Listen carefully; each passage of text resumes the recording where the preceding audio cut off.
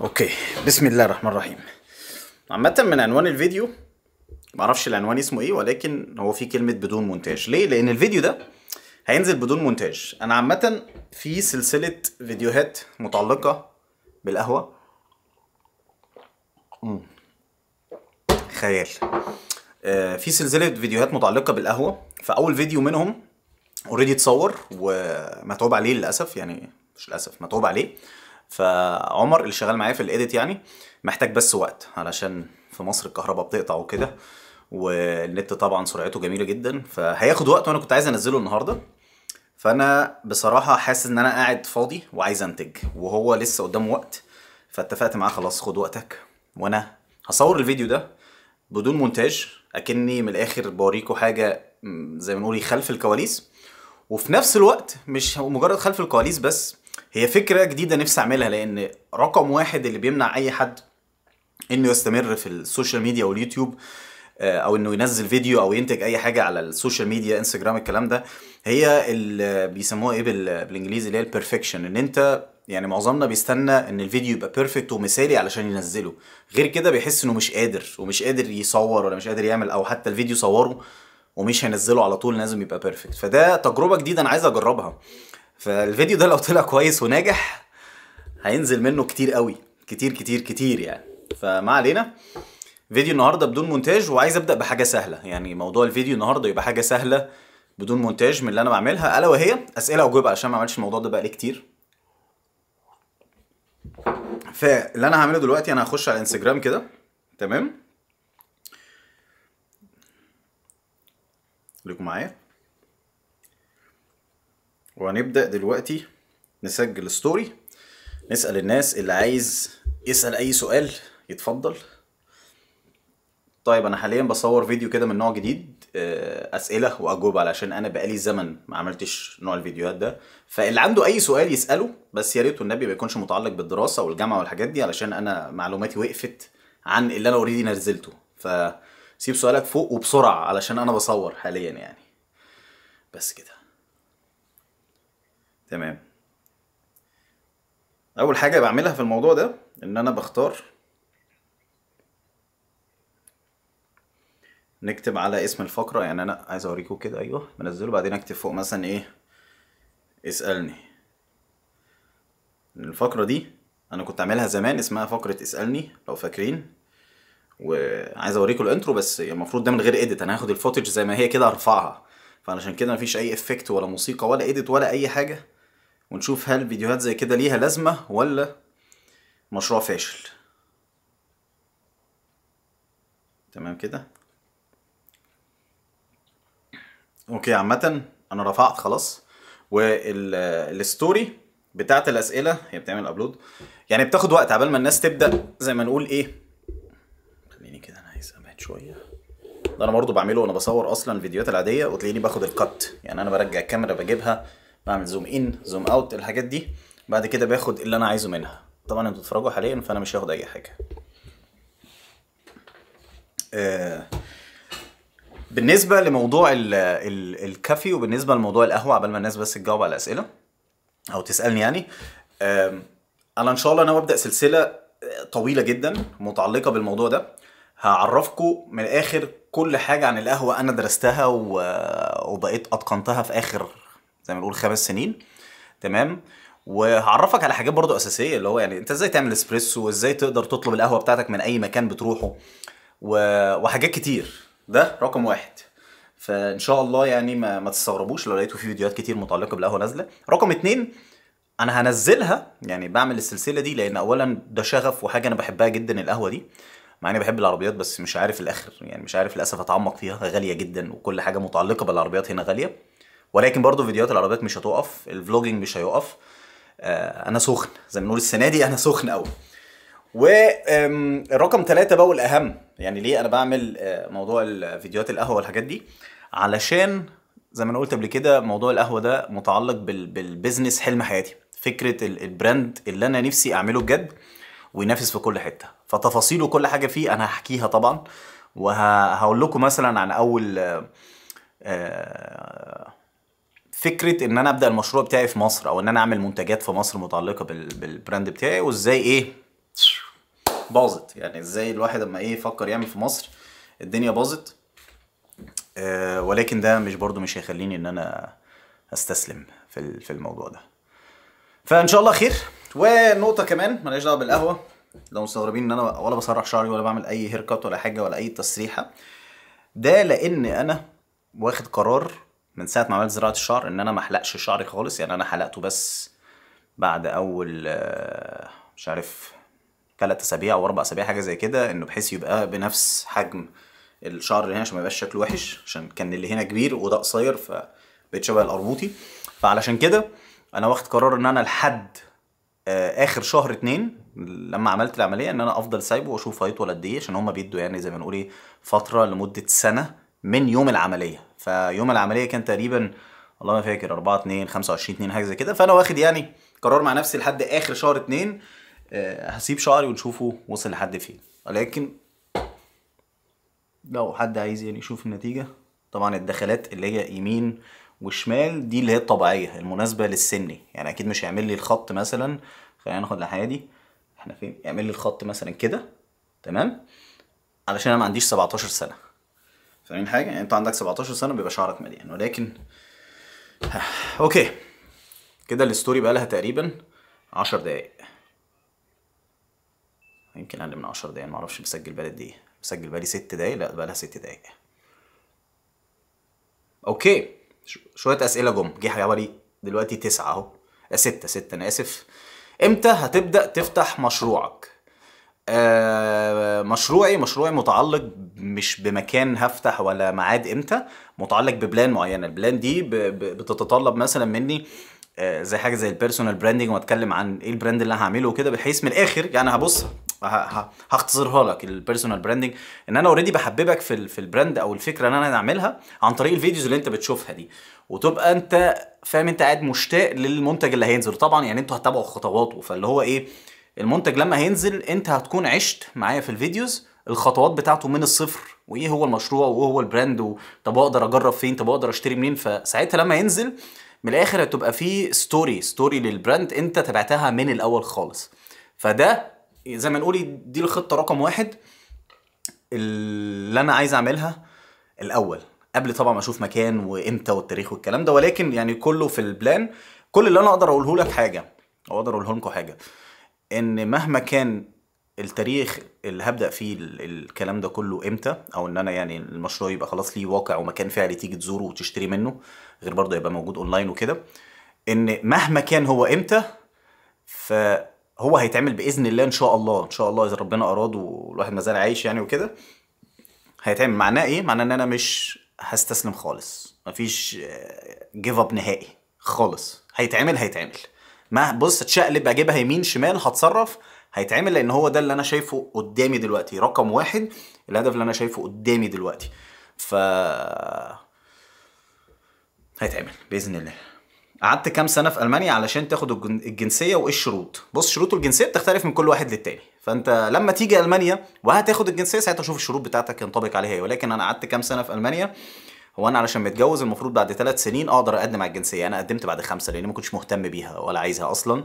بس لما قابلني صعوبات في السفر وبالذات بالباسبور المصري والاوراق المصريه والحاجات دي كلها، وبالذات ان انا في المانيا لو معاك باسبور الماني غير اما تكون انت معاك كارت البطاقه بتاع الاجانب، بيفرق طبعا في حاجات كتير. فعلشان كده بعد 5 سنين لقيت ان انا محتاج، فقدمت. خد سنه ونص لان انا قدمت في وقت الكورونا فكان حظي زفت يعني. انما عامه هو بياخد من 9 شهور لسنه، حاليا بياخد اقل حاجه سنه ونص. قبل كده مش هتقدر يعني، مدته اول ما تقدم اوراقك بياخد سنه ونص. Habt ihr mal vor, irgendwann nach Österreich zu kommen? Ich meine Urlaub oder so. ماشي. إمام تقريبا، إمام محمد أو أيام محمد، المهم يعني بيسأل بالألماني هل احنا مخططين أو في بلان معينة إن احنا نيجي أوسترغايش اللي هي النمسا، سواء أجازة أو حتى كده نسوق عادي. ان شاء الله. واحنا جينا النمسا قبل كده ولفينا تقريبا فيينا كلها انا ومراتي يعني. وان شاء الله يعني هنيجي قريب انا ومراتي، انا وكوكو، انا ومين تاني، انا والشباب العيال يعني. فهنيجي اكيد يعني. انا حتى اخد جزء. انا حابب اجي المانيا، هل ممكن الاقي ضامن مالي حتى لو ياخد جزء فلوس قدام الخدمه اللي يعملها لي؟ الله اعلم، ما اقدرش افيدك في ده. مش هترجع فلوجز تاني؟ بنحاول اهو، بنحاول اهو، ادعي لي. طيب نعمل ريفريش. ريفريش، هل في حاجه تاني جت؟ خلي بالكوا اللي متابع من نص الفيديو وقدم ولا حاجه، ده فيديو بدون مونتاج، فانا عشان كده تلاقيني بستنى وبطول. وصلوا كام سؤال؟ اوكي، قبل ما جاوبت دول ف اوبس دول. نرجع نكمل. افضل مكنه قهوه بس تكون رخيصه في حدود 8000 او 7000 جنيه. طب بص، يعني انا مش عايز افضح الفيديو اللي هو جاي، مين ده عرفه، مش عايز افضح الفيديو جاي، ولكن هو الفيديو اللي جاي متعلق بكده، يعني هو متعلق بالموضوع ده، فاتفرج عليه ان شاء الله. هينزل بكره بعد ده، يعني ده هينزل دلوقتي، انا اخلصه وارفعه على طول زي ما هو. ليه كنت مختفي الفتره دي كلها، وايه اخبار المشروع بتاعك، في اي تطورات فيه؟ كنت مختفي لاسباب جميله واسباب غير جميله يعني. بعدين هي الفكره ايه، يعني زي ما هقول لك حاجه، انا اختفيت 3 شهور تمام. في ال3 شهور دول يمكن نزلت فيديو او 2، فيعتبر انا مختفي، لان انا بحب انزل كل يومين على الاقل فيديو. انزل النهارده فيديو، بعد بكره ينزل فيديو، او بعد يومين حتى. فان انا انزل فيديو كل اسبوع او كل اسبوعين، دي انا كده مختفي تمام. طيب ليه اختفيت؟ انا قلت لك ايه؟ انا نسيت والله. ده بيحصل، انا بعمل بنسى كتير. انا كنت عايز اقول ايه والله ما فاكر. على العموم يعني انا ايه، ساعتهم جايب مثلا الكاميرا كده وانا بعمل اديت، ويبقى كده خدنا ايه بوزيشن تاني، والكاميرا متوسخه. معلش بقى ايه، انا هضايقكوا شويه. بعمل الكاميرا معامله كلاب. اوكي ما علينا. المهم يعني انا ليه اختفيت الفتره دي كلها؟ لا هو انا صحيح كل اللي انا اقدر اقول لك عليه ان انا اختفيت فتره شهرين 3 تمام، اللي انا نزلت فيهم يمكن فيديو او 2 بس، يعني كل شهرين بنزل فيديو، كل شهر بنزل فيديو.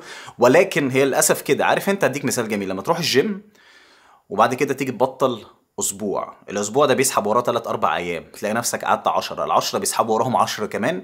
بتبقى انت خلاص مش متشجع، عايز حد ياخدك معاك يقول لك يلا هننزل الجيم، وتبدا تستمر تاني. فتيجي تستمر 5 6 شهور وتوقف اسبوع او 2، بتلاقي الاسبوع الاثنين يسحبوا وراهم اسبوع او 2. فهي دي الفكره اللي حصلت، ان انا يعني تقريبا كل المده اللي انا بعدت فيها ما كملش 3 4 شهور، ولكن هم سحبوا وراهم 5 6 شهور فعليا. ففي 5 6 شهور ما كانش فيه سبب ان انا اوقف، ولكن الكسل والخوف. الواحد برضه لما بيبعد بيبقى بيجي قدام الكاميرا كده بيحس ان هو مش قادر يفتح الكاميرا ويصور. انا حاليا حاسس بحريه جميله جدا، وحاسس ان انا بصور، يعني بتكلم معاكم، مش اللي هو انا مستعد اقفل واصور فيديو تاني لبكره والبعده والبعده.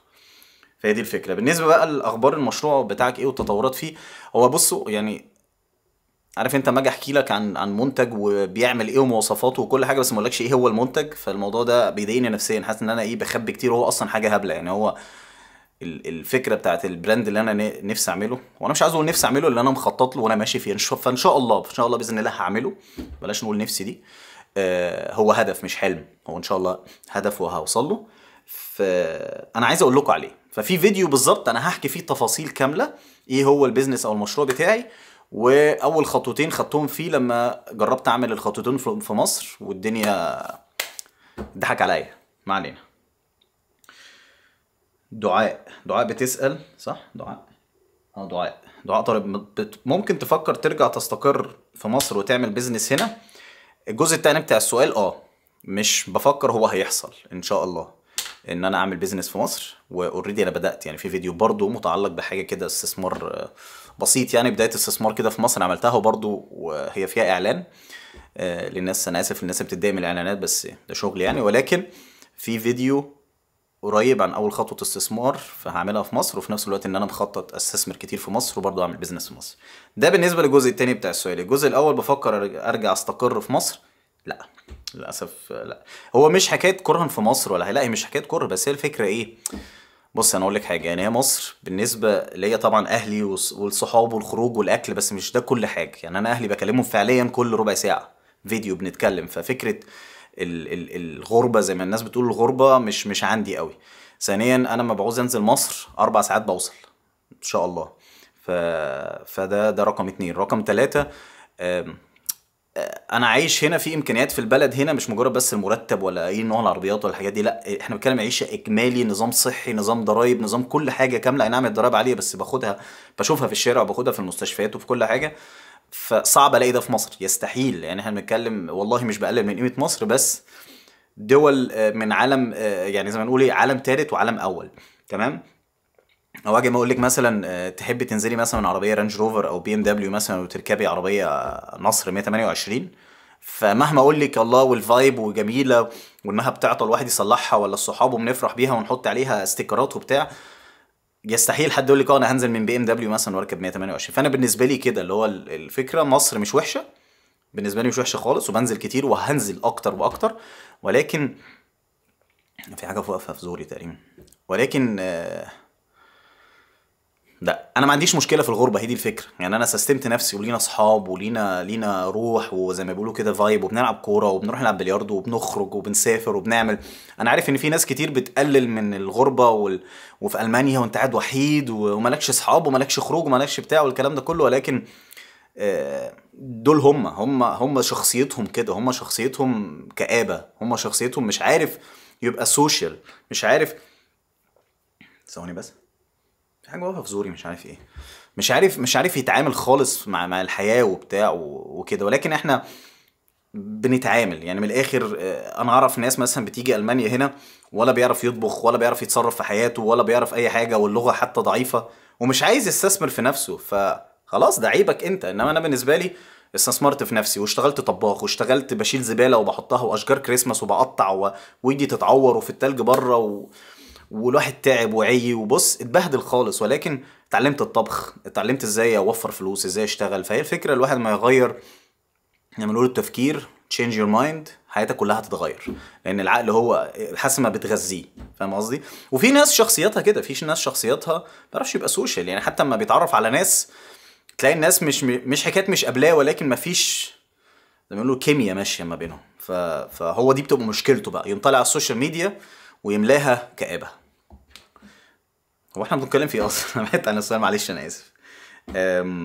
لو عايز تسافر المانيا ايه المطلوب والفلوس كام؟ وبتتكلم في اصلا في موضوع ليه صفحات، اللي هو يعني ايه المطلوب كام عشان اسافر المانيا. جبت عربيه جديده يوسف بيسأل، ولا لسه يا كيمو منتظرين فيديوز كتير عن العربيات؟ انت مبدع فيهم حبيبي والله. مش عايز يعني انا ولا مبدع ولا حاجه، انا بس بحاول اصور على بامكانياتي. ولكن انا جبت عربيه جديده. والفيديو اصلا بص هيبقى عنوانه كده، شوف انا بفضح لك اهو. الفيديو هيبقى عنوانه اشتريت اكتر عربيه بكرهها في حياتي. بس غير كده مش هقول تاني، بس يعني قريب هينزل. مين تاني تنصح اروح ادرس في المانيا باللغه الانجليزي في مجال هندسه البرمجه؟ لو هتعيش في المانيا ما تدرسش بالانجليزي، نصيحه يعني. كيمو ممكن تفيدني عن دوله الباراجواي؟ ايه يا عم طب ازاي يعني؟ ازاي؟ ماشي ما علينا. هجيب لك منين؟ شايف ألمانيا كمان 5 سنين تصلح إن الواحد يهاجر ليها الفترة دي على ما أتخرج وأجهز نفسي؟ طبعا طبعا طبعا. بس كده. إيه تاني؟ اديني نعمل ريفرش. الفيديو وصل قد إيه؟ 18 دقيقة ونص. بص هو أنا عايز أقفل الفيديو بصراحة عند 22 دقيقة، فأنا هعمل ريفرش. تمام، لأن ده هيبقى أطول فيديو كده أنا نزلته في حياتي، بس هو عشان بدون إيديت عشان تعرفوا. طبعا لو عجبكم النوع ده من الفيديوهات أغير ال الباك جراوند. حلو الباك جراوند دي على فكره. دي ماكينه القهوه عشق، دي اسمها ليليت، برضو ليها فيديو. شايفين بقى المخططات والفيديوهات الجديده؟ انا بقول لكم انا نازل سخن باذن الله. خلينا كده اهو. حلو. اوكي كده وحش. اوكي ارجع ورا شويه. عايز اشوف الميكروفون اصلا صح، كل حاجه زي الفل. بسم الله.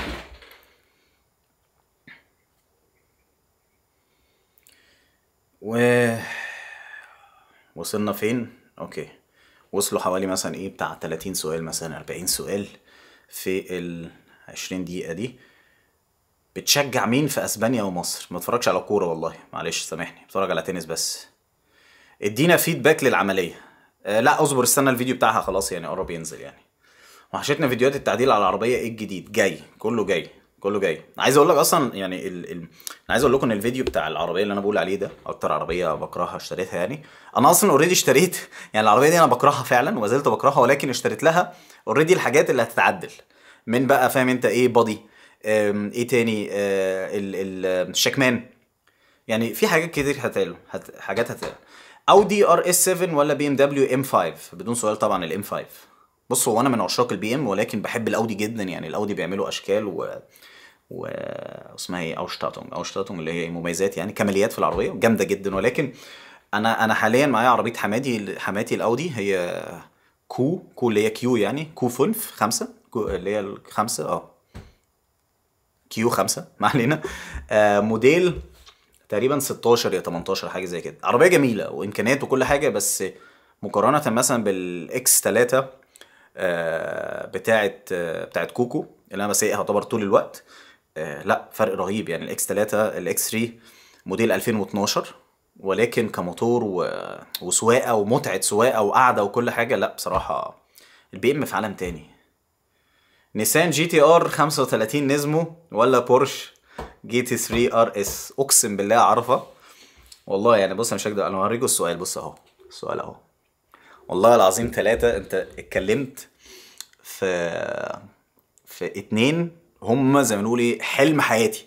يعني حلم حياتي العربيتين دول امتلكهم، مع طبعا الدوج اللي هي الدايمن اللي هي التشالنجر تقريبا، التشالنجر اللي هي ال 800 حصان، 800 حاجه حصان. بس يعني الدوج مش قوي فاهم قصدي، والموستنج شيلبي ال 500 طبعا اساسي. ولكن هو انا غني جدا غني جدا، فالعربيتين دول لازم هيكونوا عندي اول حاجه، وهسوقهم معظم الوقت. النيسان جي تي ار، وعايز احط لك صور بس ده فيديو من غير ايديت معلش. والبورش، يا لهوي يا لهوي، انت جايب انواع عربيات تودي في داهيه. كم تدفع ضرايب؟ طب ناخد اخر سؤال عشان احنا وصلنا 21 دقيقه 45. كم تدفع ضرايب؟ بص هو الضرايب هنا في كلاسات، تمام؟ كلاس 1 لحد 5. المتجوزين بيختاروا هما الاثنين 4. لو الزوج بيقبض اكتر من مراته او مراته بتقبض اكتر منه، فممكن يختاروا ان واحد منهم يختار كلاس 3 مثلا، ده بيبقى بيدفع ضرايب اقل. بس هي لازم، او هو لازم يبقى 5. 5 ده بيدفع اكتر ضرايب، اكتر ضرايب، تمام؟ اللي هو 5. فانت مثلا ولنفترض بتقبض 800 يورو 500 يورو، وهي بتقبض، او انت يعني هي بتقبض، خلينا هي بتقبض 400 يورو او 500 يورو، وانت بتقبض 4000. فطبيعي ان انت تبقى 3 وهي 5، فهي تدفع ال 500 يورو ضرايب كتير او 800 يورو ضرايب كتير، وما كده كده اصلا فلوس قليله، وهو هيدفع ال 4000 ضرايب قليله. فاهم قصدي؟ هي دي بتعمل كده. ان الانسان اللي بيبقى سنجل بيبقى الكلاس 1. كلاس 1 برضه الضرايب بتاعته عاليه، بس مش زي 5 طبعا، ولكن عاليه، ولكن فعلا بتلاقيها في كل حاجه في الشارع. انا مبسوط بالتجربه على فكره والله. وانا بدات يعني حاليا ان انا ابص للسوشيال ميديا بنظره تانية خالص. بنظره ايه بقى؟ اعمل اللي انت عايزه ونزل اللي انت عايزه، وتمشيش على ستاندرد. ما تبصش على حد بيعمل ايه او ايه طريقه الفيديوز او مدتها قد ايه اللي بينزلها. جرب، لانه اصلا من التجارب بيطلع الترند. من التجارب بيطلع الترند اللي الناس بتمشي عليه كستاندرد. عايز تبقى ترند اعمل الفيديو ده، فلعله عسى ممكن بدون مونتاج ده يبقى ترند. اوكي احنا وصلنا 23 دقيقة. ليلتكم عسل، واشوفكم ان شاء الله في الفيديو بتاع بكرة اللي كان بيسأل على سعر المكن القهوة وكده. هيعجبك جدا. سلام.